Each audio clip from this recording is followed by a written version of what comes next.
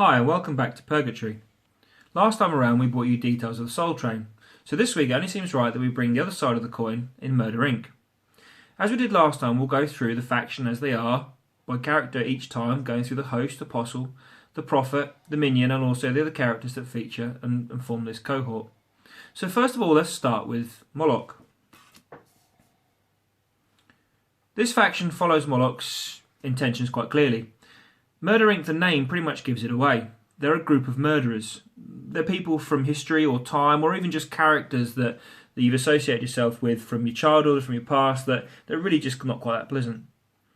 Moloch is the same as Ereshkigal. It's a host, but no, it's not an angel in typical sense. Whilst it's a fallen angel, it doesn't have wings and can't fly. But it does have the same number of abilities. As you see on the back here, we've got 4 abilities with Merkel, Mortality, the Clap, and Faux Hell. Moloch is designed to get in combat really quickly and do damage, but he's also tough enough to stand his ground and he's really hard to take down.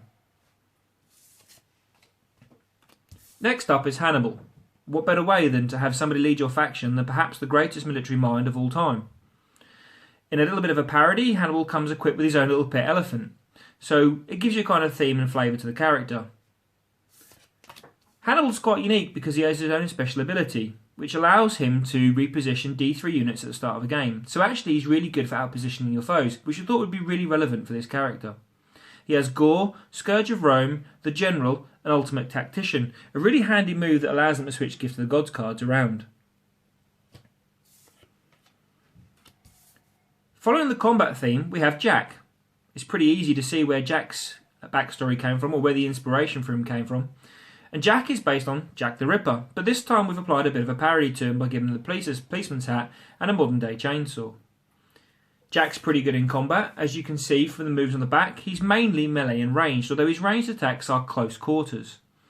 Jack's pretty handy in a tight spot and can actually charge without needing line of sight, which makes him really unique.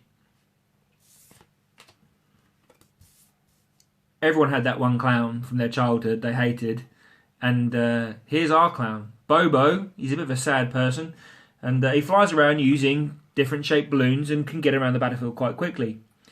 Bobo was our attempt at offsetting the fact that we didn't have a flying person in the group, so Bobo can jump and travel long distances quite quickly.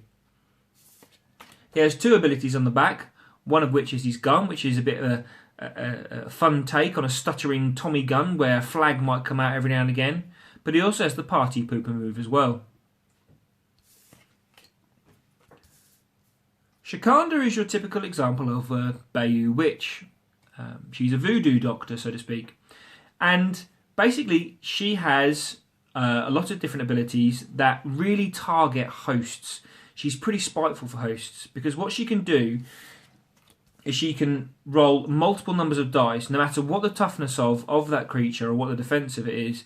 It can hurt on a natural roll of a 6, which makes her really, really good at taking down hard targets. Next up is our lovely Lady Jess. And as you can see, she has some origins that some of you might find quite recognisable. She has a typical Acme hammer with a spring-loaded gun or glove or grenade or anything else you want to come to mind that comes out of it. But in this case, she is able to launch grenades across the table, or she can just simply hit you with it quite hard. She's quite punchy in combat and she makes her a bit of a one-hit wonder, but actually if used in the right circumstances, she can really deliver the pain. Last but not least, we have the Vulture. Unlike the cats from the Soul Train, the Vulture can fly, and again can move large distances very, very quickly. He's quite good, and he's used to complement other people getting into combat.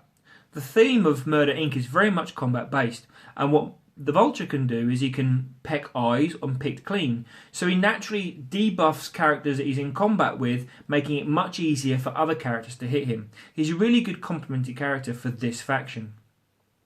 Something you may have noticed as we close the video for this week's edition, you'll see that some of the colours have appeared from the last video we done on the right hand side, where it shows the type of attack that the ability specifically is.